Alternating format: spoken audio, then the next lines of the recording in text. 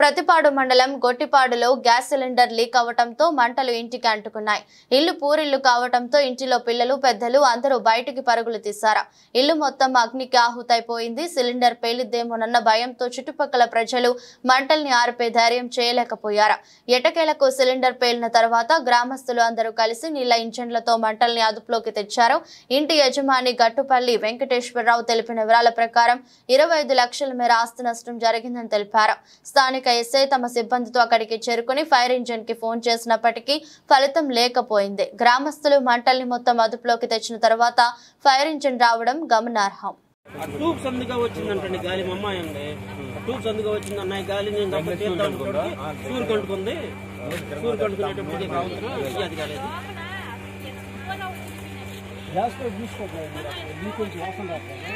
ఇప్పుడు దాకా